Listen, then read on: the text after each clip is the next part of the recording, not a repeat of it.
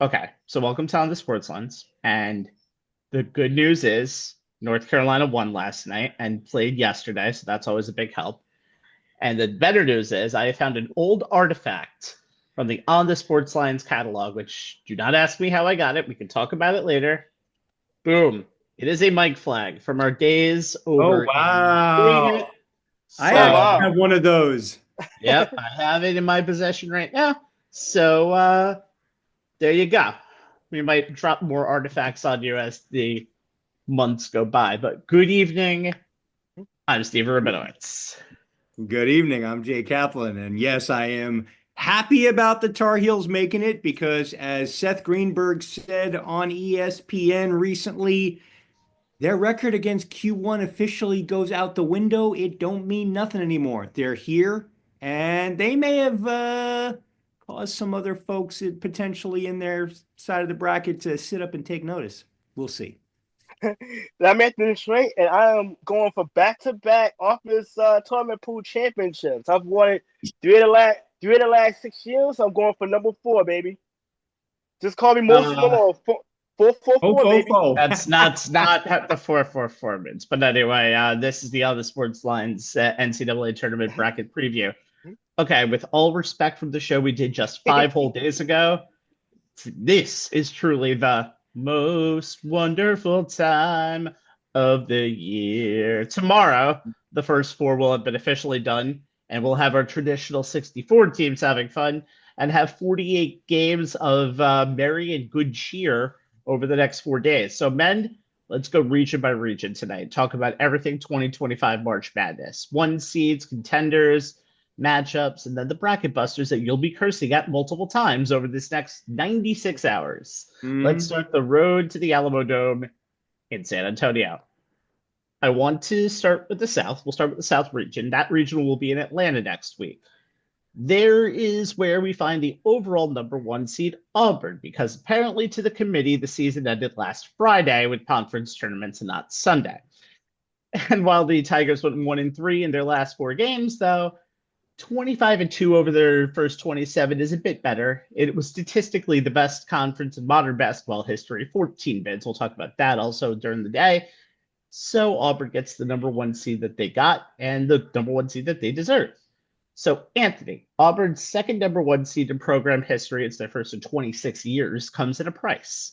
With the Big Ten tournament champion, the ACC runner up in both the tournament and regular season, and a team that just beat them 2 weeks ago on their side of the bracket before we even get to an Elite Eight. And we'll talk about the bottom half of the bracket in just a few minutes. So, Anthony, can Auburn even get themselves out of this top bracket, in your opinion? Yeah, I think when you look at the Auburn, they didn't exactly get into the tournament the way you would hope, losing three of the last four, including getting knocked out of the SEC tournament earlier than expected. But they may be one of the most complete teams in the tournament, especially when you get given the overall number one. They're led by Johnny Broome, the SEC Player of the Year, 18.9 points a game and 10.6 rebounds. He's obviously a playmaking five who can play both ends of the court. And you look at the weapons that the Tigers have: Miles Kelly and Denver Jones, who can knock down shots for open looks, and they have shutdown defense too. When you talk about Tahad Pifford, Chad Becker, Mazzara, um, one of the better two-way scorers. They clearly have a lot weapons on both ends of the court. They don't really have a lot of weaknesses. And you talked about the loss they suffered a few weeks ago. Uh, Outside of perhaps maybe maturity late in games and poise and the occasional meltdown, I mean it's pretty nitpicky. But when you look at Auburn, there's a reason why they're the overall number one seed. When you look at the top half of the bracket and the interesting one, and like I said, I don't want to step over anyone's angles on this, so I'll try to keep it strictly kind of bare bones possible because I know Rabbi, you have a lot to go on with your matchups and teams to look forward to. Michigan at the number five is kind of interesting. Um, because if their shots are knocking down, they can pull an upset automatically. There was an issue, but there is a concern if the shots aren't falling. Do they have enough offense if they can't shoot lights out on a given night? Uh, then you look at Texas A&M. a mid major that could probably go on a deep run and go high. Yale is one of those teams that we got some of ESPN's bracketologists look at that could possibly upset a few brackets. But the 8-9 matchup between Louisville and Creighton is probably the one that kind of gets my attention because I don't know for whatever reason that these two rounds, at least in this top part portion, is going to be in Lexington. And the idea that Louisville may have literally two home games in a tournament leads to the question: how can the community think to maybe move Louisville anywhere else other than potentially give them two home games? But the nine seed Creighton Blue Jays on the Big East Conference. Obviously, Jay, you're familiar with that conference, being the St. John's alumni, and Ryan Kalkbrenner, posting all Big East player, averaging close to 20 a game. You do wonder, do they have enough to slow him down? But but Auburn, the possibility that you'd be an overall number one, and if you draw Louisville in the second round, around 32, that you're literally a road team is. I don't know if that's ever really happened before in tournament. It's probably happened a few times. I haven't had a time to look that up, and obviously Rabbi prepare for his shows. I'm quite sure you'll bring it up at some point during the week. But yes, I do expect Auburn to kind of get out this portion of the bracket. I do think their troubles may come later in the tournament, in the second weekend. And obviously, Jay, this is where I'll set you up for the bottom half of that bracket. There's a couple of teams down there that can give the Tigers a bit of a scale, including one at number 2 who I talked about not too long ago. I think 5 days ago, I actually brought them up as a team that could possibly be a bit of a wrecking ball in this tournament. Go ahead, Jay. He actually set you up perfectly on this one. I don't even need to give him the we are talking about the South region, right? We are talking about the South region, yes. The team Anthony is not too vaguely referencing is the Michigan State Spartans. They're the 2 seed here. They'll the rest of the top seeds in this half of the bracket are Iowa State at the 3, Ole Miss is the 6, Marquette is the 7. We say this every March, guys, and more often than not is true. Don't bet against Tom Izzo in March, and this might be his best team since the Mateen Cleaves-led title team of 2000. I really like this Michigan State team, and I think they have a great chance of coming out of the bottom half of the South region. Though UNC winning their first 4 game plus Iowa State being hobbled could change the calculus of both that pod and the bottom half of the bracket in general in terms of Michigan State's path to the regional finals.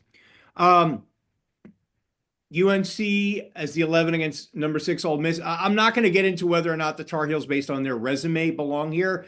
The analyst in me wasn't sure on our bracketology show last week, and in that role, I'm still not sure if they should have been the last team in to the field of 68. That said, they're here, and the team I saw last night that opened up a major can of whoop ass on a San Diego State team that was number 22 in the nation in defensive efficiency to the tune of 95 points, shooting 52.6 from the floor, 58.3 from 3. They hit 14 of 24, including 6 of 6 from RJ Davis, and 87% from the stripe, 21 of 24. That version of the Tar Heels, which I've seen against every opponent not named Duke over the last month, they deserve to be here. And if I'm Ole Miss, they're the last team I want to see on Friday. Rebs are a solid team. Finishing above 500 in the SEC is proof, as do their top 35 rankings in both offensive and defensive efficiency and defensive turnover rate. And with Sean Padula and Jalen Murray both shooting threes at over 38%, along with the Rebs' ability to get transition points off those turnovers, they profile as a tough team to beat. That said, Ole Miss doesn't have much in the way of height, and they don't rebound well. Number 311 in defensive rebound percentage, number 231 in offensive rebound percentage. And over the last 10 games of the season, they allowed opponents to hit threes at a better than 39% rate. This is a matchup that does not put the higher seed at an advantage. In fact, this might actually be the best matchup for the Tar Heels. Their lack of height isn't an issue, and the lineup that plays 2 bigs more often has them rebounding better and shooting threes better coming into the NCAAs. two areas where Ole Miss struggles, and I think the Heels advance. Iowa State versus Lipscomb in the 314. I know, Cyclones not 100%. Star point guard Keyshawn Gilbert and his 13 points, 13.4 points per game, number 2, and 4.1 assists, number 1, are out for the tournament due to a re-aggravated groin injury, though his backcourt mate and Cyclones leader in steals, 2.1 Tamin Lipsey, is expected to be recovered from his groin injury by game time, but I still see TJ Otzelberger's squad getting, and I do see TJ Otzelberger's squad getting by the Atlantic Sand Conference champs as the things the Cyclones do well, causing turnovers, 21.8 of opponents' possessions, number 14, rebounding on both ends, shooting and defending the threes, are things that Lipscomb does not do well. The Bison do shoot threes at a high volume, number 26 in three-point attempts per field goal attempts, and a better than average rate, number 44 in the nation at 36.7%, but they rank 270th in defensive turnover rate and rarely grab any of their own misses, 329th in offensive rebound rate. So I fully expect the Cyclones to at least survive here. 7-10 game, Marquette versus New Mexico. This is a coin flip matchup in this half of the bracket. What's the old adage? Guard play wins in March. Well, this should be a good one as each team is led by a walking bucket. In Marquette's Cam Jones, 19.3 points per game. In New Mexico's Donovan Dent, 20.6, both of whom also lead their teams in assists. Jones at 5.9, Dent at 6.4.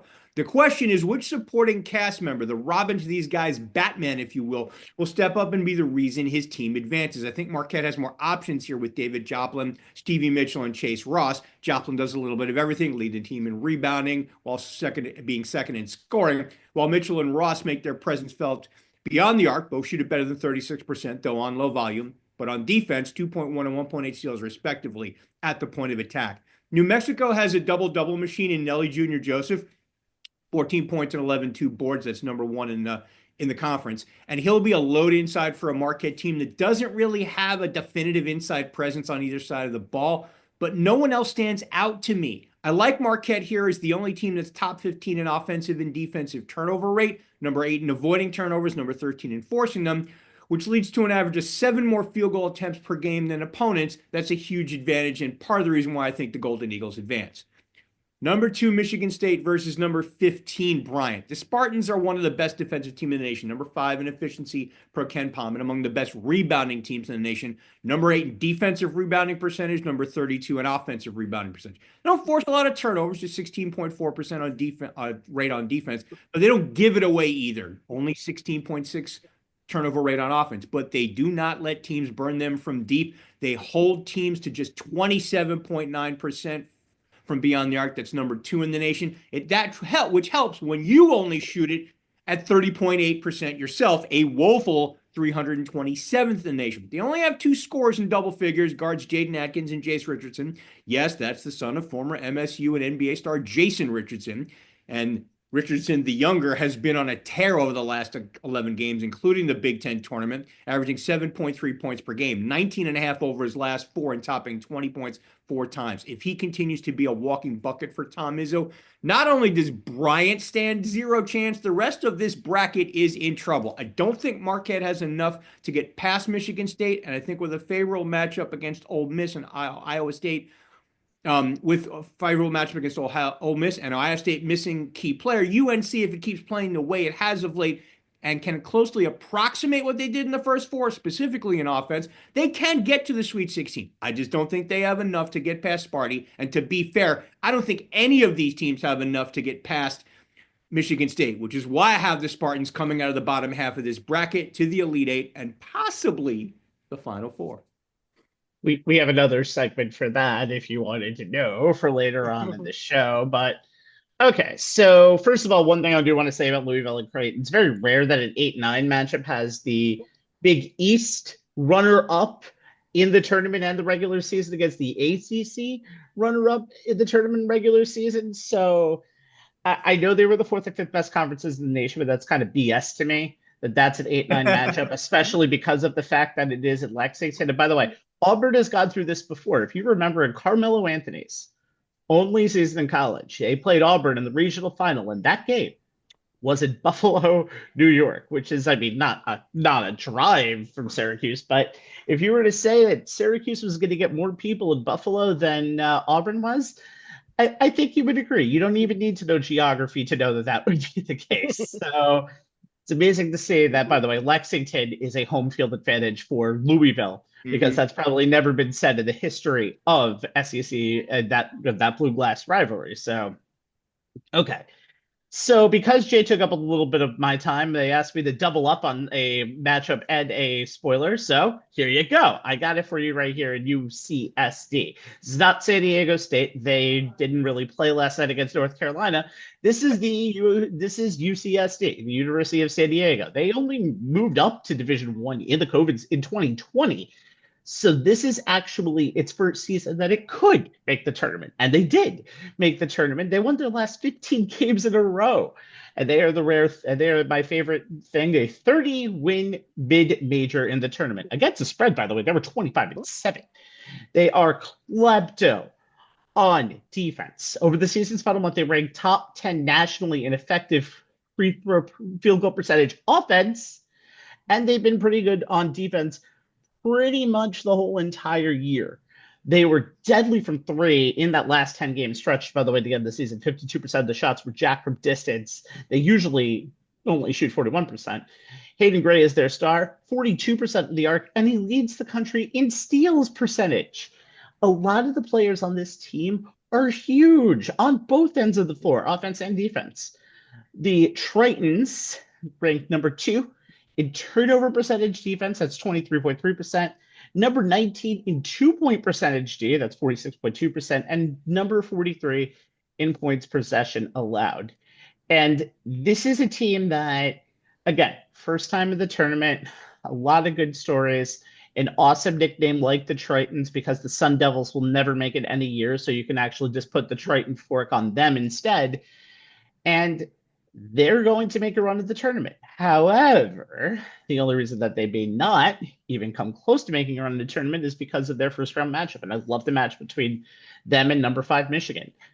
Tough draw because Michigan has some very good defenders, including Reuben Jones, who is going to use a lot of abilities to make sure that they get to their defense. Trey Donaldson has been playing really good, had a very good Big Ten tournament. He has a lot on both ends of the ball as well. Michigan State is a very interesting team also, though, because of the fact that they don't usually play blowouts. In fact, in games where they were at least a 2.5 point favorite this season, they had a great against the spread record of 8-14. They also had a negative differential going into the conference tournaments in point differential. They win the close games. Michigan, led by Dusty May, who just led Florida Atlantic to a Final Four recently, has been huge this season. And one of the reasons why is their transfer from Florida Atlantic, Vladislav Goldin, big-time player, a big-time shooter of the three, and that team can just hit daggers immediately. They also have another guy by the name of Danny Wolf, who is a Yale transfer, who is another guy who can shoot the three. By the way, Yale is also playing in this tournament as well, so it's not like he didn't leave in any way, shape, or form. Michigan is a team that's coming up a high, winning the Big Ten tournament just recently, and they also played a team in Wisconsin where they pretty much had to kind of get their hands dirty in a lot of different ways. They also beat Michigan State last weekend in a very they beat Michigan State last weekend. They beat Maryland last weekend in a very, very close game because that's all this team needs to do is play close games. San Diego loves to turn over the ball. They force 15.9 turnovers a game. That's what Michigan does themselves. They average 14 turnovers a game. It's really a case of the fumbling force versus the object that will take that ball and take the fumbling and bring it back. So I'm very interested to see how Michigan and San Diego play in this game. Interested in A&M and Yale or kind of New Mexico. There should be some very good games in this region. This seems like a chalky region to a lot of people, but we'll see what happens. I'm very interested to see what the South brings, especially since it seems like Auburn's gone a little bit down to earth over the last few weeks. All right, let's go to the East, where everybody hopes to get to next weekend in Newark. And these words are words that no human has ever said in the history of mankind. Nobody wants to go to Newark for a weekend. They just want to stay at home. The number one seed here, the number two overall seed, that's Duke. And despite being in the fifth rated conference in the 2024-25 season, a 31-3 record, win against Auburn in non-conference, winning the conference tournament without presumptive number one overall NBA draft pick Cooper Flag, good enough. Just as long as you stay in your lane and don't jump in the lane for any free throws, Jay. But otherwise, hey, listen, I have to pour some cold water on you right now. Anyway, let's start with Anthony and talk about the top half of the bracket. Mid-major powerhouses like Akron and Liberty are here. Major surprises like Mississippi State, Oregon are here. Arizona is here. They're a Big 12 team if you've been living under a rock. Anyway, all of these teams can be in Duke's future outside of their first round game coming up on Friday. So, Anthony, Duke coach John Shire is looking for his first Final Four. Is this the team that can get to them? Can they at least get to the Elite Eight to give them a chance? Well, right now, if they can get it all depends on probably the most carefully watched ankle in all of America right now, and Cooper Flag. That ankle injury is really going to be the key right now, because if he's healthy or even close to 90% healthy, Duke is getting out of this top of the bracket without question. If he is not healthy, if he can't go 100%, if he can't go at all, Duke is going to have their issues. I mean, Duke, one of the best defensive teams in college basketball without question. They have the size.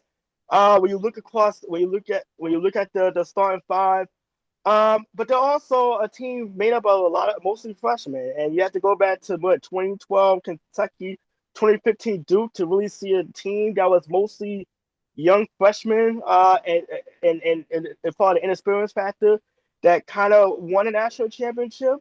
But if Cooper Flag is healthy and replacing 18.9 points a game, 7.5 rebounds, and 48% field goal percentage to go with close to 5 assists, it's not easy, especially this time of year. We always talk, and Jay mentioned the last segment, great guard play generally stands out in March Madness, and they're going to need Cooper Flag if the Blue Devils have any Final Four aspirations that could come to fruition. As far as the rest of the bracket, you mentioned number 8 Mississippi State and number 9 Baylor, but the 4-13 matchup is the one that caught my attention because Akron can score. They're literally in the top, just outside the top 30 nationally in effective field goal percentage, led by Nate Johnson, the MAC Player of the Year. Field goal percentage offense, 55.8% inside the arc, 36.6 outside the arc.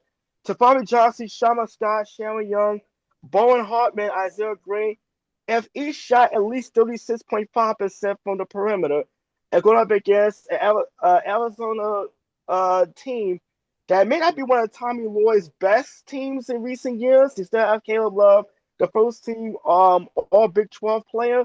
But if you're going for a potential upset in this side of bracket, man, a bracket buster, this might be the matchup, because if Akron can score a lot, you wonder if Arizona can keep pace. So this is kind of the one I'm looking at right now as far as my own personal bracket is concerned, because I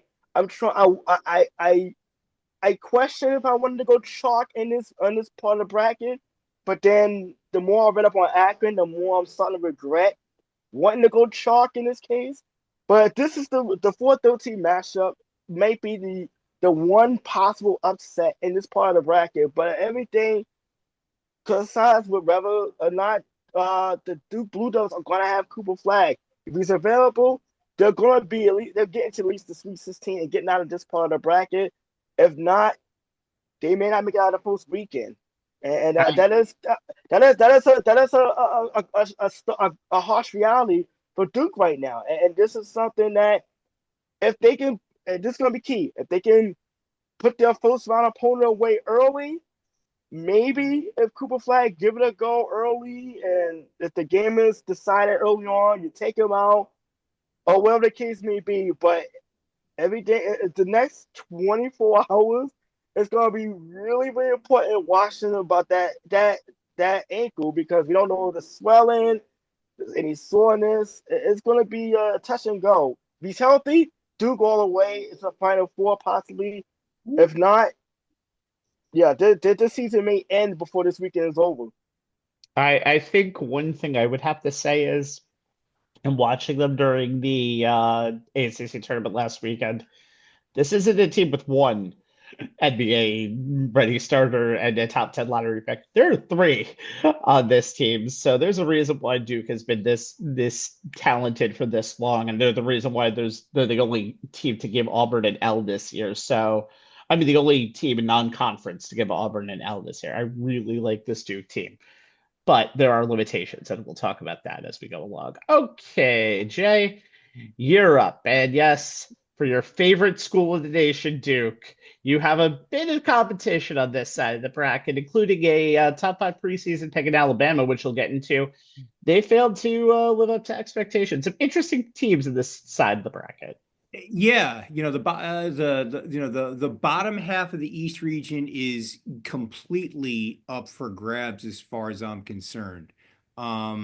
Especially with Alabama, number 4, BYU, number 11, and Wisconsin, number 13, all ranked in the top 15 in offensive efficiency per KenPom. Any one of the higher seeded teams could come out of it. Each has a strength that could propel them to the regional final, but each also has an Achilles heel that could derail their chances. But if you look, if I'm looking at the top of seeds, number 2 Alabama, number 7 St. Mary's, number 3 Wisconsin, and number 6 BYU, I'm leaning towards Wisconsin here, as the Badgers might have the least deadly of the Achilles heels. The 6-11 game has BYU against VCU. BYU were the hottest teams in the coming into the tournament, having won 9 of the last 10. Rabbi, I know you're high on them. They're number 11 in offensive efficiency per KenPom, number 7 in effective field goal percentage, number 6 in 2-point percentage, and 37 in 3-point percentage per Bart Torvik. Top 25 in the nation in points per game at 81. Between February 11 and last Thursday, when BYU beat Iowa State in the Big 12 tournament quarters, the Cougars had the number 1 offense per Bart Torvik, shooting 61% on 2s and 39.2% on 3s. All Big 12 first-team guard Richie Saunders, who leads BYU in scoring at 16 a game and shoots 44% from 3 on 5.3 attempts per game. He led this late-season surge. He averaged 18.9 points per game and shot a combined 182.9. That's 52.8 from the floor, 42 flat from 3 on 5.6 a game, and 88.1 from the line at 4.7 a game in the 9-game winning streak that ended with their loss to Houston in the semis. The key will be how well they defend, as they were 8th or worse in the Big 12 in multiple defensive stats, including scoring, 10th at 70.1, 10th at field goal percentage allowed, 42.5, 14th at 3-point percentage allowed, 34.3. How they handle a VCU team that gets after opponents, forcing turnovers on 20.6% of their possessions. That's number 29. And is number 2 in the nation in effective field goal defense per Bart Torvik at 44.4. Offensively, VCU isn't a great shooting team, though guards Max Shugla, 38.6, and Philip Russell, 36.4, knock down their 5+ 3-point attempts at solid rates. But they get just 36. Granted, they also get 36.7% of their misses, putting them at number 12 in offensive rebound rate per Torvik. That said, I like the Cougars here, but it could go either way, depending on how things shake out. The 3-14 matchup from Wisconsin against Montana. Unlike the previous iterations of the Badgers, this one can seriously score the basketball. They were number 2 in the Big Ten at 79.5 points per game, number 1 in the nation in free throw percentage at 82.8, and top 20 in both offensive efficiency, number 13 per KenPom, and offensive turnover rate, just 14.1%. That's number 17. They're not great at forcing turnovers, just 14.5. That's number 331. And points per possession, number 12. Offensive rebounding, 28%, number 237. John Tonje, 19.2 points per game, 38.8 from 3 on 5.9 attempts per game, 90.8 from the stripe at 6.5 per game, is an absolute beast, and he can take over a game. Before the loss to Michigan in the Big Ten semis, he was averaging 25.3 points per game on 61.5% from the floor, 57.1% from 3-on-7 per game, and 84.2% from the line at 6.3 attempts per game. That's a hell of a shooting slash line. He and John Blackwell, 15.6 per game, topping 26 times, form a guard tandem that should easily get past Montana, which is one of the worst teams in the nation at offensive rebounding, number 347, forcing turnovers, 290th, and they flat out can't stop teams, allowing an awful 110.4 adjusted points per 100 possessions. That's number 250. The question is, can Wisconsin get past BYU? 7-10 game, St. Mary's versus Vandy. Gales are the epitome of a team that values possession. Their pace offensively is 359th and of 364 Division I teams. Words like snail and glacial are used to describe just how slow they play. So a fast-paced up-and-down game does not bode well for them, even though they have a top 50 offense. They need to make every game a grinded-out rock fight. The Gales make their living with defense and rebounding. They're second only to Texas A&M in the nation in offensive rebounding percentage. They get over 40% of their own missed shots, while not allowing opponents to get theirs. They rank number 1 in the nation in rebound margin per game. It's a big part of why Ken Palm has them ranked number 7 in defensive efficiency, led by center Mitchell Saxon, the WCC Defensive Player of the Year. Augustus Marciulionis, yes, son of former NBA star Sharonis and the WCC Player of the Year 2 years running, leads the team in scoring, 14.3 a game, and assists at 6.1. Their Achilles heel is their three-point shooting, or lack thereof, which can bite them in the ass. Witness their 0 for 16 from deep in their WCC tournament title game loss to Gonzaga, which granted is an extreme example, but you get the point. The Gales' three-point attempt to field goal ratio is in the 300s nationally, and the 32.3% which they shoot it from beyond the arc ranks in the 200s nationally, leaving little margin for error on that end. Vandy can score the basketball. Mark Byington has the Commodores running the type of up-tempo attack that could give St. Mary's trouble, as evidenced by their number 30 ranking in offensive efficiency per Ken Palm and the 79 points per game they average, ranking 37th in the nation. They're led by guard Jason Edwards, a 17-point-per-game scorer who hits his 5.5 three-pointers a game at 36% and his 5.4 free throws per game at 83.1%. Point guard A.J. Hoggard is a steady floor leader, 9.8 points, 4.6 assists, and forward Devin McLaughlin is a solid presence inside, 10.4 points per game on 57.4% field goal per shooting and 7.9 boards per game, including 3.2 on the offensive glass. Guard Tyler Nickel is a knockdown shooter, hitting 40.6% of his 6 three-point attempts per game. That said, Vandy's defense is 275th in effective field goal defense, 311th in free throw rate, 337th three-point percentage allowed, and 322nd in block rate. The Gales can pretty much pencil in a second-round matchup against Bama, and they may be one of the few teams that can stop the Tide from rolling. Speaking of Alabama, big thing hanging over the Tide is the health of forward Grant Nelson, who injured his knee in the SEC tournament. They hope to have him back for Friday's matchup with number 15, Robert Morris, but they know his squad should be able to get past the Horizon League tournament champs, who are 138th in the net per Ken Palm, and whose net rating is just plus 2.15. They're 107 on offense, which is 171st, and they're 104.9 on defense, 133. The Colonials are a decent offensive rebounding team, number 30 nationally at 35.3%, but they're 272nd in offensive turnover rate. They cough it up on 18.5% of their own possessions. ESPN's Joey Brackett summed up RMU thusly, quote, Robert Morris is white-hot entering the big dance, having won 10 straight games in 17 of his last 18. Andy Toole's squad is a hard-nosed, athletic, and gritty bunch that won't go down without a fight. But Alabama simply has too much size and skill for the Colonials to deal with, and will send them packing.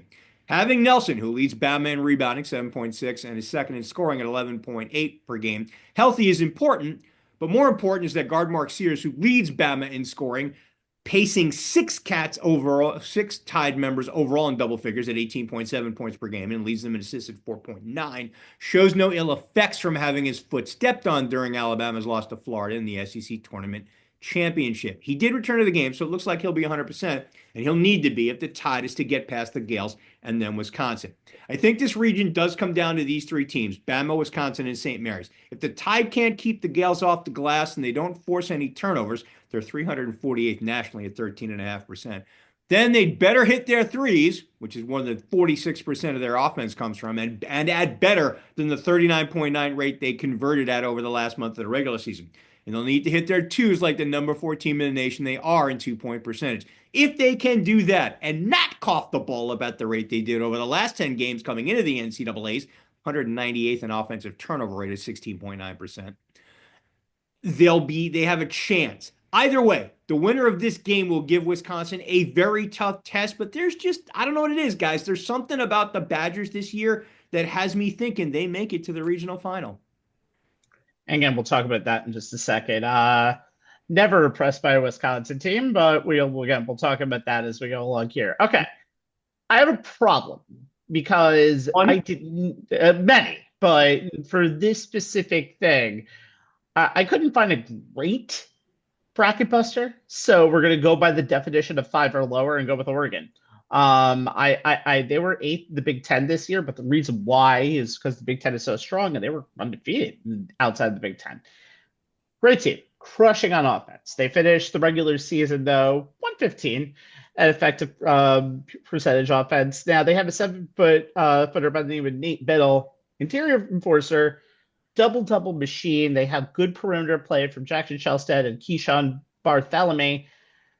That tandem, by the way, 40.1% on three-pointers this year. Great on the three-throw line, and you can trust them in some of these games. Now, defensively, they're a little screwed up. They did beat Wisconsin, by the way, late in the season in Wisconsin. They only allowed, in the last month of regular season, by the way, Oregon only allowed 30.5% shooting from distance. Big-time senior squad, 4 seniors. They beat A&M on a neutral court. They beat Alabama on a neutral court. And then again, they came back from a double-digit deficit in Wisconsin. They did have a 5-game losing streak midway through the conference slate. Their defense, last 10 regular season games, terrible. Effective field goal percentage, over 300 in that statistic. Round the 10, they're okay. I like Oregon. I don't like a lot of other teams in this region.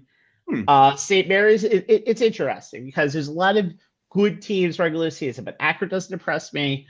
Liberty is kind of a good team, Conference USA wise, and St. Mary's. Every time I see their last real impression on me, they play Gonzaga and they get killed, even though they beat them in the regular season every single time, seemingly lately. So I'm going to go with Oregon as my sleeper. I have to worry sometimes when I pick a matchup of the bottom end because I have to clean up what Jay already did for me. So BYU VCU, thank you for the smile. I appreciate it. I'm going to look like an idiot compared to your BYU VCU. No, because I barely touched on anything. You did not barely touch on it at all, but that's okay. You spent a good 2 to 3 minutes on it. So I'm going to spend a good 1 minute on it and talk about BYU and VCU. 14-6 record in league play this year. They run a pro-style offense run by Kevin Young. Mark Pope, their other coach, their coach last year, went to Kentucky. And honestly, beat goes on. They shoot tons of threes. They are 28.8 three-point attempts per game, nearly 10 more per contest than VCU actually faced on average this year. And they shoot 37.1% on the three-point attempts. That's nearly 7 percentage points higher than VCU opponents. BYU, they gone through the ringer. 14-6 in the Big 12, good for 4th. They have 2 wins over Iowa State, a semi-healthy Iowa State. Beat Arizona on the road and can beat Kansas so badly that I can't even announce the number of points they beat them by because by federal law that could be a hate crime. No, and I announced it last week, so your actual obligation met. Okay, 34 was the number, by the way, just a heads up on that. 8-7 at quad ones this team this year. VCU hasn't played anybody really.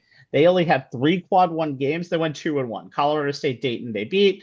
New Mexico, they lost. Now, VCU plays defense like nobody's business. They're led by former Utah State coach Ryan Odom. 18-2 in the last 20. Best team in that span in effective field goal percentage. Again, it's just a dominant defense. Not crazy dominant, but dominant enough. 43.3% limited on 2-point shots. That's 3rd in the nation. 30.4% from 3. So here is the true irresistible force against an immovable object. And we'll see who wins. Also, you can always guarantee that somebody with 3 letters in their school title is going to make the round of 32. And if VCU plays Wisconsin, expect the over-under of that game to be less than 100. So just keep that in mind. All right, let's move on. Well played. Well played. All right, let us move on to the South. Or Midwest, I'm sorry. In 2023, Houston basketball got their first #1 seed in the tournament in 40 years. Big whoop. It's 2025, and now they're the overall 3 seed, and the Cougars have a #1 seed for the 3rd year in a row. It's not so impressive. Move on. We have other stuff to talk about. Anyway, Anthony, Houston's side of the bracket is kind of interesting as they try to go back to the regionals. They'll be in Indianapolis. Yeah, this version of Houston Cougars is not going to give anybody any memories of Five Summer Jammer anytime soon. But this is a team that can play defense. They're led by LJ Cryer, first team All Big 12, 15.2 points a game. Top 15 nationally in offensive rebounding rate, 20th nationally in defensive turnover rate, shoots better than 40% on 3-pointers. The Cougars are a team that maximizes the number of possessions they get in the game, better than most teams in college basketball. On top of that, they have a lot of length and a lot of size in the lineup, which causes a lot of issues for opposing teams on the defensive side of basketball. If they do have a weakness, is that they don't really have much of a go-to guy outside of Kreider late in games. So it is going to be interesting to see in game if there is a close game, who's going to provide some scoring outside of Kreider. We got the rest of the bracket, and I don't want to take too much from your angle, Rabbi, because I realize your team to watch and matchup to watch is on my end of the bracket. But My I'll put it like apologies. this. No, Try your it's best. all good. I'll put it like this. In your case, the 8-9 matchup, there's a couple of dogs that's waiting for a good first-round matchup. And Gonzaga and Georgia, respectively. I'll leave that up to your bracket, to your angle. Clemson is interesting as well at the #5 and coming out of the ACC. Because they're a team that a lot of people think can make some noise and perhaps be a sleeper team to get out of the Sweet 16. McNeese is a team you're going to be looking at a player to watch, team to watch. For your angle, Purdue, I'm kind of leaning on to get out of this 4-13 matchup as High Point. Look, I talked about Braden Smith in our college basketball preview earlier this year. I'm not going to abandon him now that he's Big Ten Player of the Year.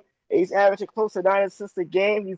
He is literally matured into one of the best point guards in the nation. So I'm definitely picking Purdue to come out of this matchup. For Houston, it's interesting because I do think that 8-9 matchup can be some problems regardless of who comes out of it, whether it's Georgia or Gonzaga. So if the Cougars do get tripped up, it's going to be that round of 32 matchup. But if they get past that, I do see them at least get into the Elite Eight. Out of this portion of the bracket, and Jay, I'll set you up again. Rabbi, I apologize. I know that's No, going go to be right your ahead. job. Go right ahead. But in the Midwest, it'll be pulled up my bracket because everything's off. There's a #2 and a #3 that's got some interesting first round and potential second round matchups as well. So I'll let you start off with Tennessee, Kentucky, and the rest of the bottom half of the Midwest region. Oh, are we at the Midwest already? We are at the Midwest Yes, already. we are. Yeah, this show's flying by. I I'm can telling tell you you, that. wow, it's surprising. I got to tell you. The bottom half of the Midwest region is intriguing, but I'm not sure that any team outside of the SEC representatives here have a real chance to come out of it. 10-seeded Utah State and either one of the 11 seeds, Xavier or Texas, are literally playing as we are talking right now. And they're literally tied as we're talking right now. Right now, as they approach the 2.5-minute mark. Either one could pull an upset. Granted, a #7 in number 10, Utah State beating a #7, in this case UCLA, is talked about in the same breath as a number 9 beating an 8. But the Athletics upset model gives Xavier a 26.9% upset chance over Illinois and gives Texas a 21% upset chance. Kentucky could definitely come out of this half of the region, but their injury situation gives me a little pause. Point guard Lamont Butler, who leads the Wildcats in assists, 4.3 in steals, 1.6, appears likely to go Friday against Troy, but guard Kerr Krissa, who's been out since early December with a foot injury, will be a game time decision. And Jackson Robinson, KU's number 2 scorer at 13 a game, and who knocks down his team high 6.93 point attempts per game at a 37.6 clip, is out after injuring his wrist at the end of February. So that leaves me with the SEC's number 3 team, Tennessee. As far as the games go, in the 6-11 matchup, which we will probably know by the time I finish talking about this half of the bracket, the Illini come into the tournament ranked number 15 in offensive efficiency by KenPom, number 8 in scoring defense at 83.8 points per game. They are top 20 in offensive rebounding percentage at 36% and 2-point percentage at 57.3%. All that's per Bart Torvik. 4 of their 5 starters, plus their 6-man scoring double figures, led by do-everything guard Kasparis Yakuchionis, hopefully I presented that right, who leads the team in scoring, 15 a game, and assists at 4.6, number 3 in rebounding at 5.6. The thing with the Illini is they don't shoot the 3 well. They're number 311 nationally at 31.1 per game as a team, and they only have 1 player above 35%, but they keep jacking them up from there, finishing the regular season number 4 nationally in most 3-point attempts per game, 30.3, and that's where their ability to corral their own misses comes into play. Either, while granted, both Texas and Xavier have a better than 20% upset chance against the Illini, I like them to come out of that game and advance. 7-10 matchup, UCLA versus number 10 Utah State. I like the Mountain West tournament champs here in this matchup. The Aggies average 2 ticks under 80 points per game, number 33 in the nation, and are KenPom's number 17 ranked offense in terms of efficiency, 120.6. They're top 20 in both effective field goal percentage, 56, 2-point percentage, 57.7 per Bart Torvik. They have a solid backcourt. Ian Martinez, 16.8 points per game, and Mason Faisley, 14.9, combined for almost 32 points a game. Martinez knocks down his 6.2 3-point attempts a game at a 37.9% clip and led the conference at 97.6 from the line. Faisley knocks down his 3.9 attempts from beyond the arc at 40%, led the team in rebounding, 6.2, and assists at 3.7. He led the conference in steals at 2.3. Now, yeah, UCLA is one of the better defensive teams in the nation in 2 key metrics, number 17 in efficiency per KenPom, and they force turnovers on 22.8% of their opponent's possession. That's number 5 nationally for Bart Torvik. But during the regular season's final month, they ranked only number 175 in effective field goal percentage defense and 203 in 2-point percentage D. As opponents often attack the rim with measurable success, which plays into the strength of Utah State. The thing that has me leaning towards the Aggies here is that UCLA doesn't score the basketball that well. They have 4 guys who knock down threes between 36 and 40%, but none take more than 3.3 per game. All of their Bart Torvik offensive metrics, effective field goal percentage, offensive turnover rate, offensive rebound rate, 3-point percentage, 2-point percentage, ranked between number 80 and 103 nationally. That's the epitome of meh. This means Utah State's defensive metrics, 200s or worse nationally in effective field goal percentage, defensive rebound percentage, free throw rate, and 2-point percentage per Torvik, may not hurt them as badly. And the only metric where they're inside the top 50 on defense, they force turnovers on 20.2% of opponents' possession, that's number 36, may get them past the Bruins. Number 3, Kentucky versus number 14, Troy. Despite the injury issues, I don't see the Cats going out in their opener. KenPom's 8th best offense in efficiency and the nation's number 4 scoring offense, 85.3 per game, should be able to get past Troy even if Lamont Butler isn't 100% and minus Jackson Robinson. Kentucky, top 35 for Bart Torvik and effective field goal percentage, 56%, number 21. 3-point percentage, 37.4, number 26. And 2-point percentage, tick under 56, number 33. Has 4 other players besides Robinson and Butler scoring in double figures, led by Tega Oas, 16.2 points per game. Add that with Kobe Bryant's SEC leading 43.9% from three on almost 6 a game. And the Cats still have plenty of weapon. Keys for them will be not letting opponents, like potential upcoming foes Illinois and Tennessee, hit 53.4% on twos. That's number 283. And turn them over at better than a 14% rate. That's number 340, as they have this season. Oh, and grabbing their own misses at better than their season rate of 28.7 would help too. They may not be Calipari's Cats, but they may have enough to force a rematch with SEC rival Tennessee for a trip to the regional final.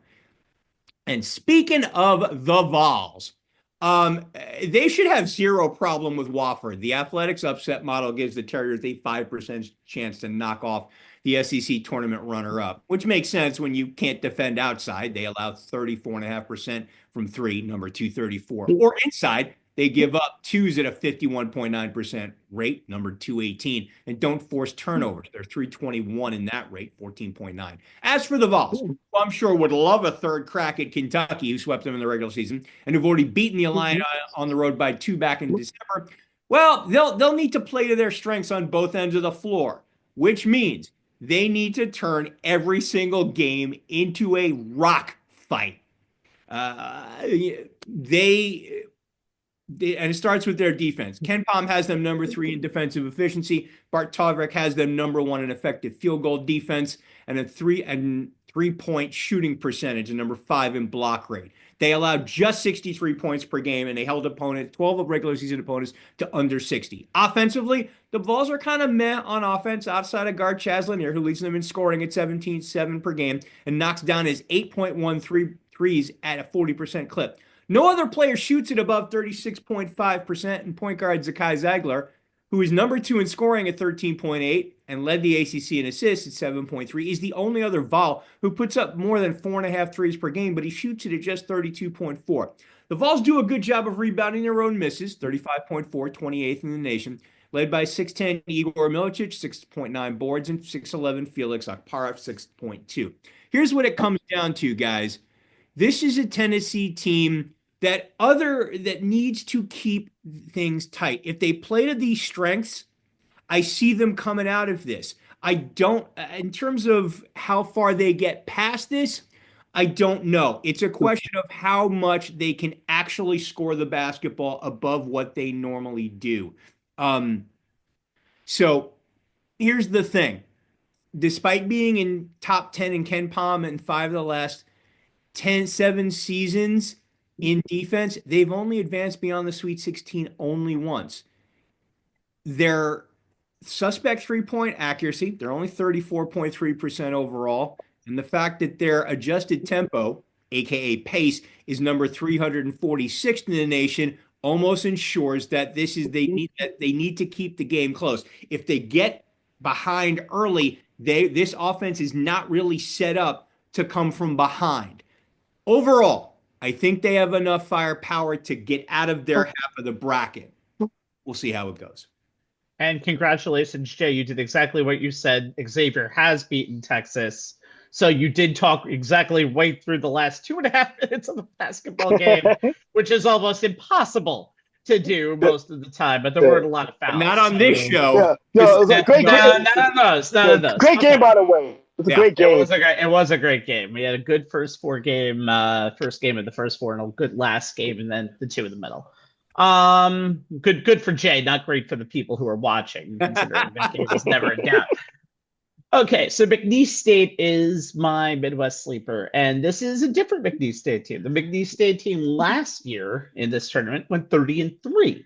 And then Gonzaga destroyed them, even though it was a trendy pick in the first round, because Gonzaga had a lot of size, length, and athleticism. The problem is, they got some people in the transfer portal to help them out in that situation, like Quadir Copeland, Joe Charles, and Brandon Murray.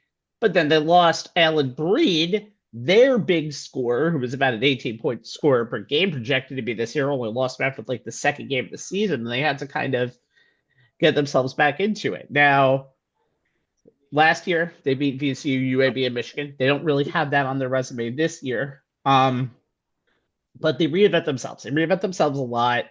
They pound the offensive glass, terrific at scoring turnovers. They're somewhat efficient in the half court. They're a good team that does have a bunch of people who can make shots at the end of games. But you don't want to hear all of that because immediately another story came about, and this is probably going to be the last games for McNeese State coach Will Wade. By the way, Will Wade went to Clemson, and that's who McNeese plays tomorrow. But Will Wade is going to go to another ACC school. He just reportedly has been hired by NC State, and will start off immediately. NC State, by the way, had to fire their coach Kevin Keats, who, by the way, if you remember, NC State did make the Final Four last year. But again, they were an 11 seed, and they've been kind of in and out this whole entire year. So this is where McNeese State is going to shine, I think. And it's a very, it is a very, very winnable bracket. I kind of think Clemson is a little bit of a paper tiger in certain ones, although they do have that Duke victory over them this season. They held Cooper Flag pretty much in check that entire game that they played down at Clemson. And Purdue can be on and off this whole season. I think they've been more off in the second half of the season. They're only 22-11, and I don't even know if they can survive High Point in the first round, who is also making their first trip to the NCAA tournament. So I like McNeese. You might see them in the second weekend. We'll see. Georgia Gonzaga is my game to watch in the first round. And ironically enough, with Gonzaga, 25-8, they are top 10 in KenPom. They are number 8.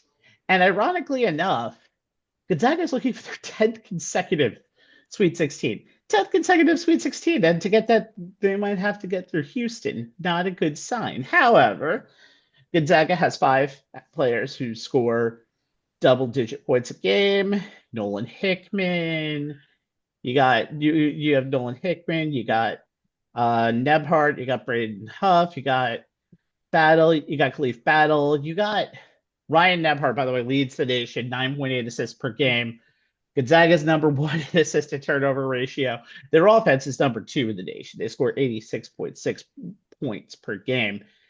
And while it seems like that Gonzaga could be now favorites over almost anybody in terms of being in a major conference because you're having a coach like Mark Few has 43 career NCAA tournament victories. Georgia is not a normal team. Now, again, they finished 11th in the SEC, but finishing 11th in the SEC is like finishing 3rd in the Big East or 3rd in the ACC this year, just because of how great that conference was. One of the most challenging schedules in the nation. Georgia played 8 games against top 10 opponents. And they are the last team, by the way, that beat Florida this season. Georgia was 4-11 against Quad 1 teams, 5-1 against Quad 2 teams. They averaged 75.6% points per game on 46.4% shooting. You only had 2 players averaging double-digit points, but one of them is Asen Newell. He's the Dogs' league rebounder, and Newell was pursued a lot by Mark Few. Texas and Alabama also wanted him, but Georgia's who he chose, and he's probably going to be a lottery pick if he declares this year.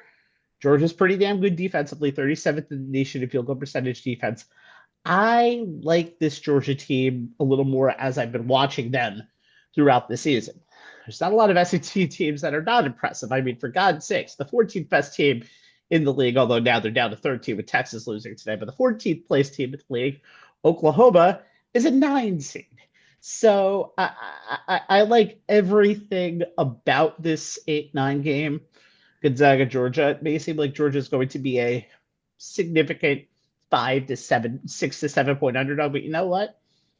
The battle of the G is, I think we might have a top G in either team going into this, and whoever wins this game is going to give Houston the fight of their life in the Midwest second round. All right, let's move on to the final region, and that is the West region, and that is where the Chase Center in San Francisco will host the regional next weekend. And kids, out of the top 11 seeds, the closest team to that regional in terms of distance is 1,644 miles, otherwise known as walking distance by the NCAA. The Gators are insanely hot right now. Almost kind of shocking they got an overall number 4 seed. That could have easily been number 1 in my view.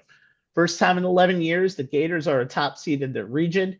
Gators 17-4 in their conference, including the postseason, and 13-0 out of it. So they're pretty good both ways. Florida got a favorable road in their half of the bracket. Florida got a pretty favorable road in their half of the bracket, Anthony. Although the reigning national champions await in round two, and then my favorite nickname of all, the Crab Five of Maryland, possibly await in a Sweet 16 matchup. Anthony, it's an interesting bracket on that top half of the West. Yeah, when you look at the top half of the West, you would if you think about it, Florida may have the easiest, and I put these in parentheses, the easiest path out of the top half of their respective bracket. But yeah, I mean, UConn, they're the two-time defending champs for a reason. Then at Maryland number 4 could provide a bit of a scare later on in the tournament. But get back to the Florida Gators. I mean, they're led by Walter Clayton Jr., 17.5 points per game. And they actually, and along with Elijah Martin, gives them one of the best 1-2 combinations in the backcourt in the nation. Martin, one of the best on-ball defenders, can score 20 points on any night. Will Richards, Denzel Aberdeen gives them more guard depth in the backcourt. This is a team that is in that's top 10 ranked defensively and efficiency all season long. There's a reason why they're 1 seed.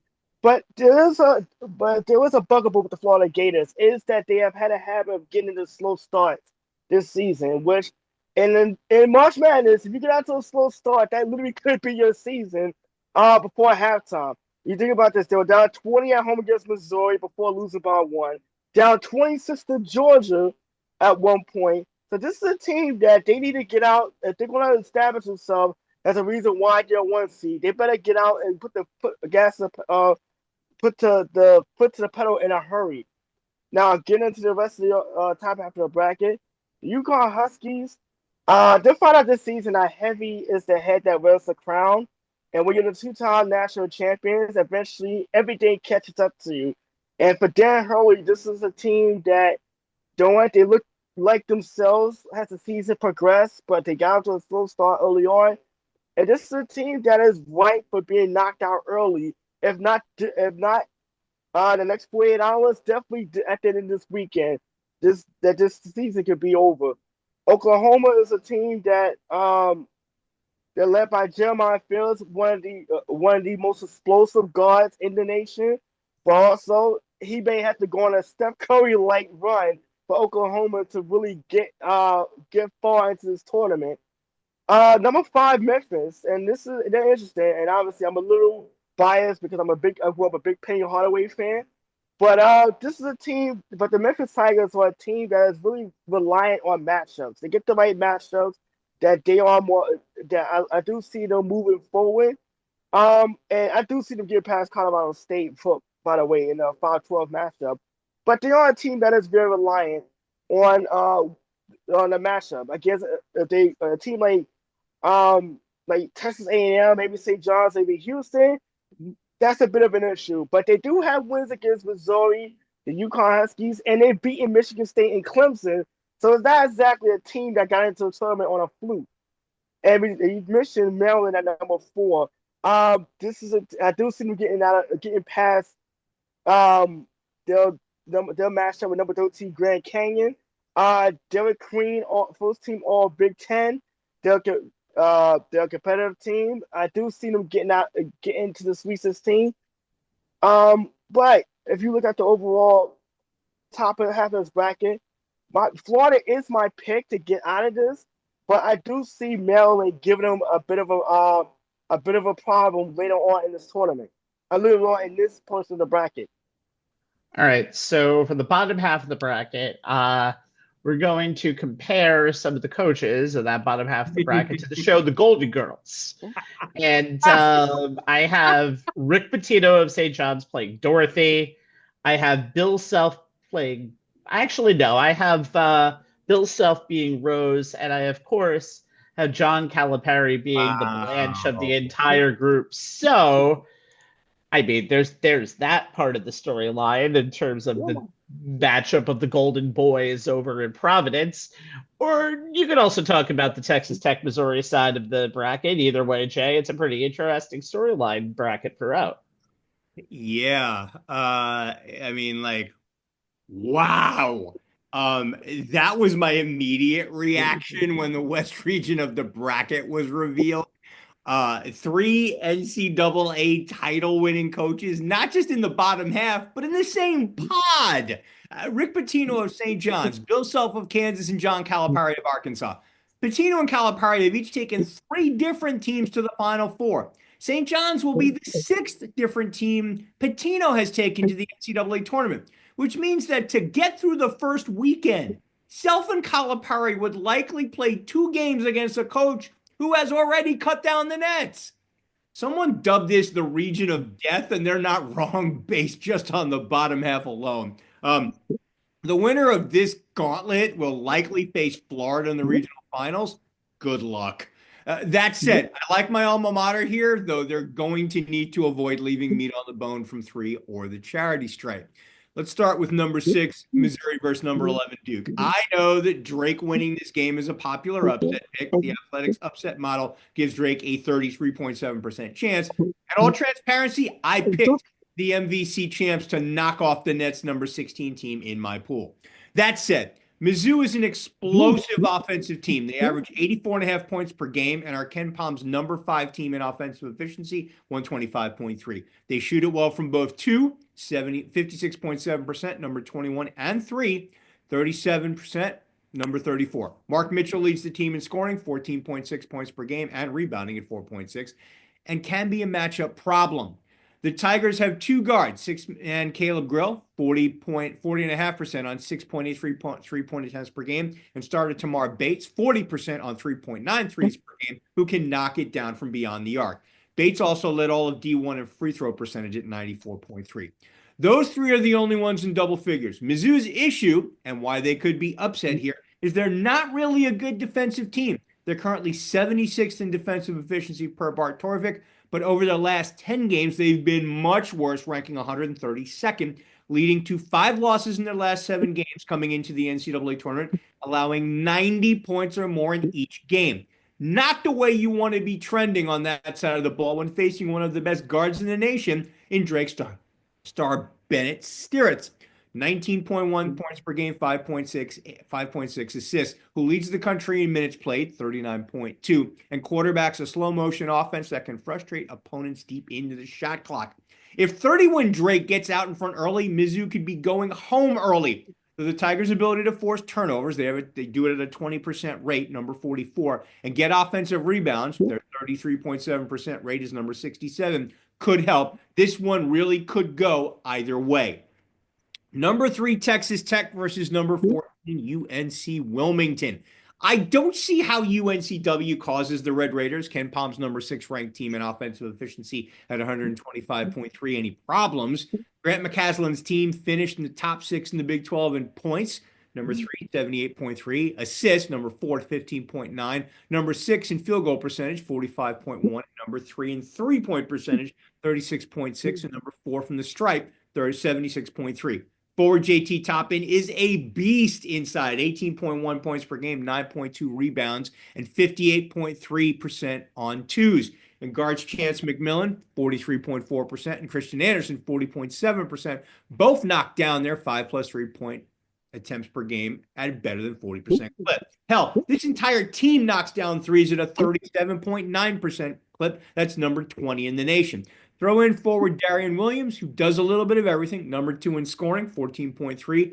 Rebounding, 5.2. And assist, 3.7. While also shooting it well from 3, 36.5 on 3.8 attempts per game. Along with point guard Elijah Hawkins, who leads the team with 6.4 dimes. And guard Kerwin Williams, who puts up 4 3-point attempts per game in just 18 minutes and knocks it down at a 42% clip. And this is, in my humble opinion, the team that can knock the Johnnies off in the Sweet 16, provided that Williams, leg, and McMillan, upper body, both of whom missed the Red Raiders Big 12 tournament semifinal loss to Arizona, are healthy. McCaslin is optimistic that both will be ready for UNCW. Number 7, Kansas versus number 10, Arkansas. This one, guys, is going to be fun. Kansas has a walking double-double machine in center Hunter Dickinson, 17.6 per game and 10 rebounds, plus 2 members of the 2022 national championship team. DeJuan Harris, one of the best point guards and on-ball defenders in the nation, and forward KJ Adams, one of the best stat sheet stuffers and energy glue guys anywhere. Two guard Zeke Mayo is the only other Jayhawk averaging more than the 9.2 points per game Harris and Adams average. He chips in at 14.5, mostly on threes. He knocks down his 6.2 attempts per game at a 41.3 clip, though he can be feast or famine. Either lights out, he shoots it at 47% from three and wins, or missing in action, 31.1 in losses. The Jayhawks need him to shoot like he has for the most of March, 47.1 on 6.8 attempts per game from three, so Dickinson has space to work. The Jayhawks' problem is they are heavily reliant on these 4 players to carry them, as evidenced by the fact that each plays at least 30 minutes per game. Flory Badunga and David Coit have been solid, but Rylan Griffin and AJ Storr just cannot be counted on. I'd be more concerned about this if Arkansas wasn't dealing with injuries to 2 of their better players. Point guard Boogie Flan started the first 18 games and led the team in points per game, 15, 1 and assists, 5.7 before injuring his hand against Florida on January 11th. He has not played since the 18th of that month, but he has been practicing, and it does look like he'll play against Kansas. Forward Adu Thero, who leads them in scoring, 15.6 a game and rebounding, 6 flat, and has been the focal point of the offense while Bland has been out, has missed the last 6 games while dealing with a knee injury, and he's doubtful. And big man Zvonimir Ivicic injured his hand in the SEC tournament loss to Ole Miss. Not sure about him either. St. John's will play number 15 Omaha, and I don't see any way that Omaha, and I dare any sports fan to say their name and not do it the way Peyton and Eli do, Omaha, knock off the beast of the Big East. No one guards the way the Johnnies do. Number 5 in defensive efficiency per Ken Palm, top 15 nationally in defensive turnover rate. 21.9% of their opponent's possessions end in a turnover. It's number 13. They average 9.2 steals per game. That's number 9. And 5.2 blocks per game. That's number 12. And their relentlessness on defense, led by Big East Player of the Year forward R.J. Lewis and guard Kadari Richmond, 2 of the best individual defenders in the nation, is why no deficit deters them. They just put their hard hats on and go to work, shutting your team down, forcing turnovers. And with the way they convert steals into transition buckets, they don't suffer deficits for very long, even if they aren't lighting it up from beyond the arc. Their 30.4% three-point shooting percentage is number 337. Or from the line at 68.9, that ranks number 295. Though being number 9 in the nation in offensive rebounding percentage, 37.3, led by center Zuby Ejiofor, who leads the nation with 145 offensive rebounds, helps when the plethora of mid-range shots they take as a staple of their half-court offense aren't falling. It all adds up to a ton of extra possessions and second chance opportunities, and Lewis, Richmond, and Ejiofor take advantage of those extra possessions like few players in the tournament. And despite what the numbers and metrics indicate, all 3 of those players have the clutch gene, and when SJU needs a bucket, one of these 3 invariably gets it for them. Look, I think Kansas can give SJU a run for the money, especially if Dickinson and Mayo combine for 45 points. I just think they're too inconsistent, sometimes half to half, let alone game to game, largely due to spacing issues on offense and the wrong player having the ball in his hands at the wrong time, trying to make a play they can't really make to beat the Johnnies, especially since things they don't do well, take threes, 249th three-point attempts per game, hit threes outside of Mayo and David Coit. No one shoots it above 35%, and get to the line. They're 347th in free throw attempt and 226th in percentage. That all plays right into the hands of SJU. And while I think Texas Tech will come out of their pod, I don't think either Drake or Mizzou have enough to stop the Big 12's second-best team. And while I think they have enough weapons to beat the Johnnies, if SJU makes this game a rock fight, they have a chance to get past the Red Raiders because that's how they beat teams with more talent. I'll grant you, the way St. John's goes about scoring is not ideal, relying on mid-range jumpers and offensive rebound putbacks and fast break points. But think about this, guys. Only 2 teams have shot worse than 33.1% from beyond the arc and have made the Final Four. Louisville in back-to-back years. In 2012, they lost to eventual national champion Kentucky, led by Calipari. And in 2013, they beat Michigan for the national title. Both teams were coached by, yep, you guessed it, Rick Pitino. And that's why I think the Johnnies will get past Kansas and Texas Tech and make it all the way to the regional final. Okay, so before we go to my picks, I want to talk about St. John's opponent, Omaha, for tomorrow, because by the time you watch this, they may or may not be in the tournament, still most likely not. So they have a trash can superstition. They were 4-9 to start the season, and their associate head coach kicked a nearby trash can, let out some words. Players loved it, and then players reminded him that the trash man was still in the room. He went after it again. Since that day, Omaha is 18-3. First time in their school history, they have made it a big deal. They actually had a bring your own can promotion to a game earlier this season against Denver. Biggest crowd this season. They used them to hold popcorn during the game. And it's the most fun a trash can has had since the Houston Astros. So we'll see what happens going in the near future with Omaha, and we'll see how they do against the Shots tomorrow night. Okay. I'm afraid because both of my picks are in Jay's portion of the region, so forgive me if I don't do too well here. Okay. Start with Drake. They are my sleeper pick, and yes, it's probably a minor team out there for people to look at, but this Drake is much better. It is a divine defensive squad that purposely applies the break in order to maximize exasperation. No team in the country is lower in adjusted tempo. They only allow 1.009 points per possession in the final 10 games, forced a turnover on over 20% of opponents' possessions down the stretch. Big team that will get one and dones, and for a Missouri team that was inconsistent on offense, especially in their SEC tournament game against Florida in the quarterfinals, that may be a problem. They still are good on the offense. They play a tempo that puts them in the 60s in most games, and they shot 36% behind the arc. Not great defensively, but they are a patient team. They beat Kansas State and Vanderbilt in non-conference play, Vandy in the tournament. So who knows what this team can do? I like them to beat Missouri, and I like them to give Texas Tech a run for their money. Texas Tech better be on their game because I think that game will be very close. Now, I want to get into the Arkansas-Kansas matchup a little bit more. Arkansas is interesting because they're 11-0 when they score more than 81 points, 16-3 when scoring more than 74 points, 19-4 when scoring more than 67 points. But if they fail to get to 68 points, they're 1-9. So I think you need to know what they need to do tomorrow. They've managed to hit 10 or more threes just 5 times, and only once it was against it was against an SEC team, and they did it only once against an SEC team in a win over Kentucky. They're going to have to be solid very much on every part of the game. But so many fun things about this matchup. First of all, Calipari versus Self. How could you not enjoy it in college basketball? They met up, obviously, in the 2008 National Championship game, which, for me, is one of the best college basketball games in NCAA tournament history. They also played in 2012 when Kentucky did have Calipari, and Kentucky beat Kansas. So they're 1-1 in those types of games. The overall record between the two, they're tied 6-6. They met in the Champions Classic last year.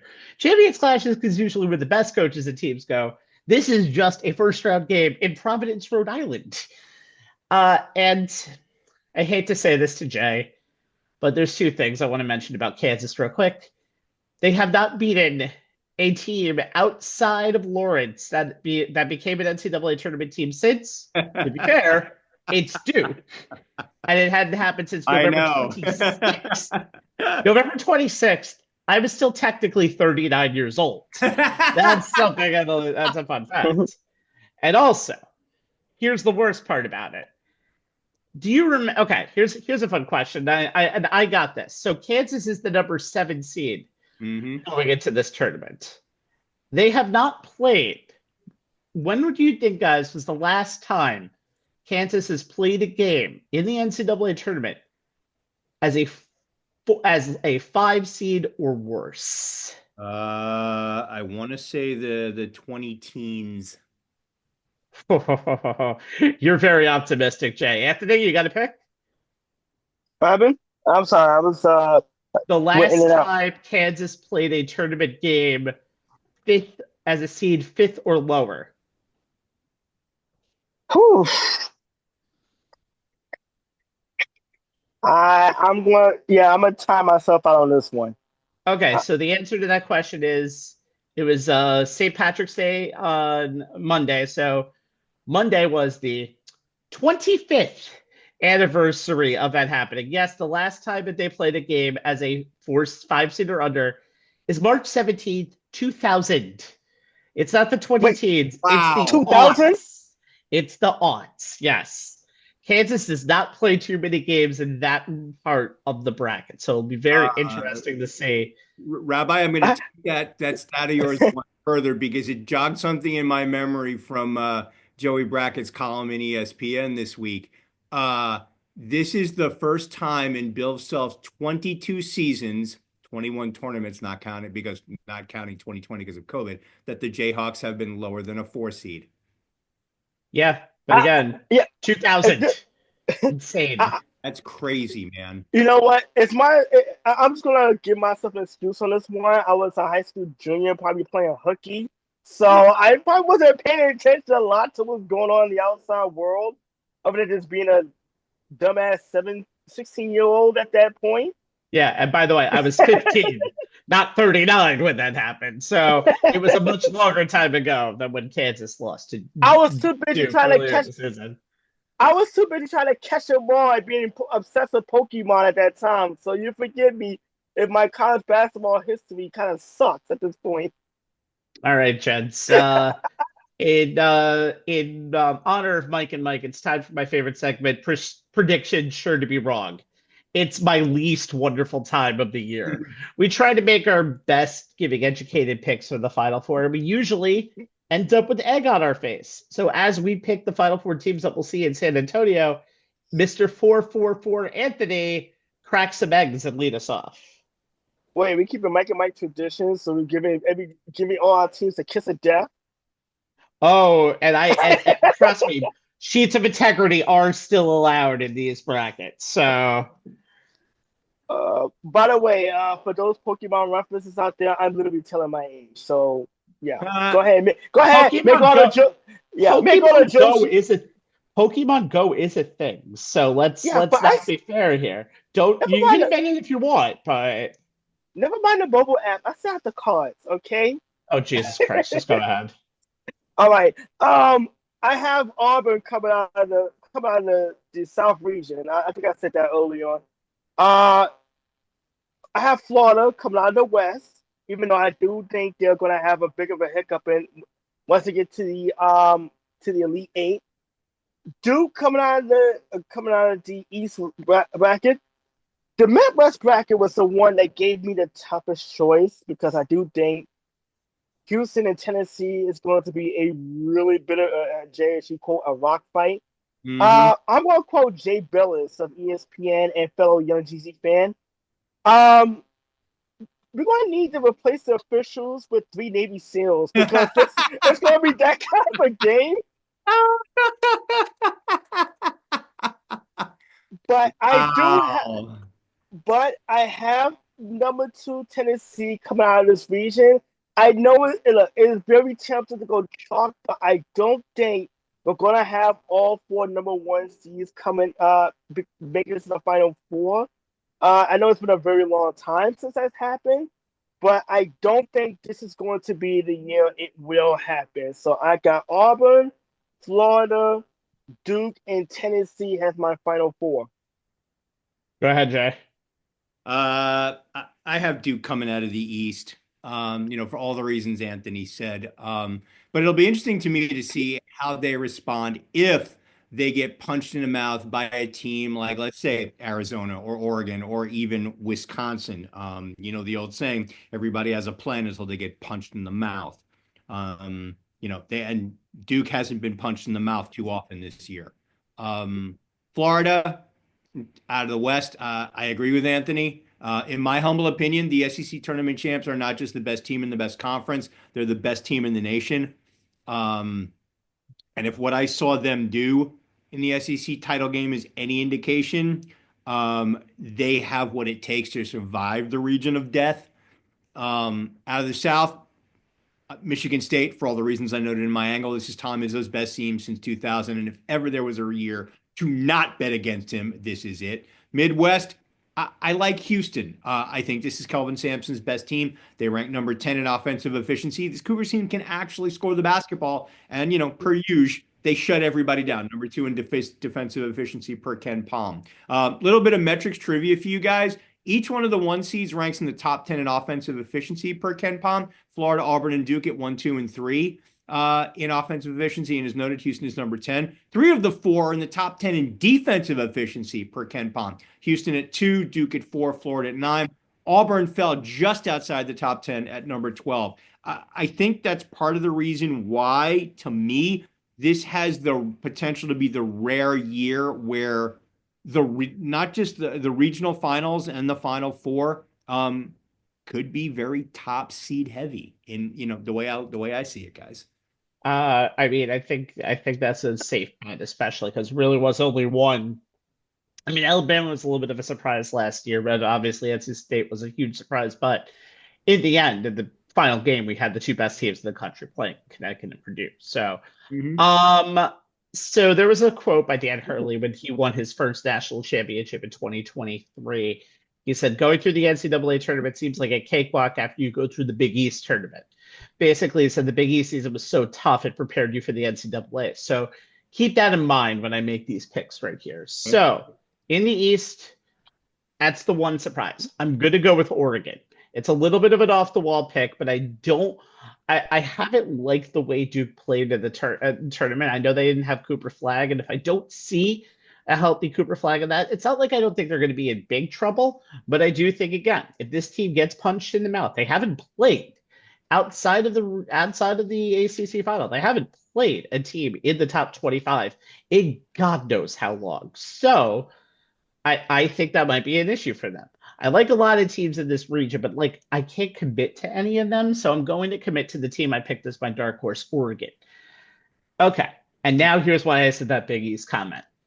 I agree with you guys. I have Florida in the West. They are the best team in the nation. They are the best team I've seen over the last month in this field. I think their offense is amazingly good, and it's an offense that almost defines the logic of what you've seen in college basketball this year, because there have been some slow and moronic games, or marauding games. Marauding games is what I want to say, and also moronic. So I think Florida is going to be good in that. I think St. John's could get to a regional final, but I think Florida's offense is too much for them. It's one of the only teams I think that can overpower St. John's with their offense. In the South, I feel like too many people are jumping off of the Auburn bandwagon, so let me jump onto that Auburn bandwagon. Yes, they lost 3 out of their 4 in the last part of the season, but you know what? They played Texas A&M, they played Alabama, and they played Tennessee. These are teams that are 2s and 4s in the tournament. And honestly, if you're an Auburn team that needs to save your efficiency for the tournament, you need to do that. I love what Bruce Pearl has done. He is one of the best coaches in America. And as Auburn said, as he said after his quarterfinal win in the NCAA in the SEC tournament, my team is not a bunch of pussies. So I will not go with that bunch of pussies, and I will go with Auburn. And yes, I will go even more SEC-ish. And I'm going to go Tennessee in the Midwest region. Houston's a very good story. I do think Houston sometimes does have that one game where they kind of mess up a little bit, and they kind of just get shocked from surprise. Remember, this team started 4-3 in their non-conference season. Not a pick against Houston, but it's a fact that I think Houston might have teams sneak up on them. And Tennessee, who, by the way, has never made a Final Four in their history. You'd think they would. They've been one of the better teams in the country over the last 5-10 years, thanks to Rick Barnes. I like their story. I like the way their defensive team is played, and I like the way they shoot from 3. When they are on, they are on. And in a regional final against Houston, I almost think it's a 50-50 coin flip. So, yeah, I'm picking 3 SEC teams. Yeah, there's a reason why the most teams in a single conference to make the NCAA tournament was broken by 3 this year. It was 11, now it's 14. There's a reason why the SEC is 7/8 in the field of 64. Now, technically, if you do the math, it's like 13/16 in the field of 64. Don't make me do the math. But it's an interesting story. It's an interesting team. I think the SEC dominates this year. We're going to see that again in the NCAA tournament, guys. All right. That's it. For steady, I can't think of any more, and I'm almost out of breath. I've been talking all night. For steady number one seed Jay Kaplan, bracket buster Anthony Strait, I am the two seed that you will probably pick to go down in round one and cheer as it happens. Steven Rabinowitz. YouTube.com/on the sports lines on demand, Facebook.com/on the sports lines live. And Jay, great tributes to Greg Gumbel all over this weekend and during March Madness. And I know your Twitter has a promotion for that as well. Yeah, didn't get a chance to post it yet, but I will tonight. This is the first season since he has passed away. I mean, if you are any type of a fan of March Madness, then you know Greg Gumbel as the voice of the NCAA tournament. And there have been a couple of really good pieces on The Athletic this past week, and I'll post links to them once we sign off tonight. It kind of hits you home. And the guys in the CBS studio did a really good job of honoring Greg. They're all wearing pins, honoring him and what he meant to them and to March Madness. He is literally the voice of March Madness. He is synonymous with it. And the fact that we lost him way too soon to cancer, and that and the fact that he's only going to be here in spirit saddens me as someone who, as you guys know, this is my favorite time of year. There's very few things in sports that I love more than the NCAA tournament. So it's kind of weird to not see him sitting in that host chair. Our handle at Twitter is at ONTH Sportslines, where you will see a link to all of our shows, including this one, along with tidbits and nuggets from the world of sports that we think are worth your time to check out. These articles will be among them, so look out for them on our Twitter feed once we go off the air and when the sun comes back up. Well said, Jay. Anthony, enjoy your little vacation. Guys, Thank you. enjoy your day. Guys, enjoy the madness. We'll see you in 2 weeks on the Sports Science. We'll react then. Good night. Everybody, enjoy Good the night, everyone.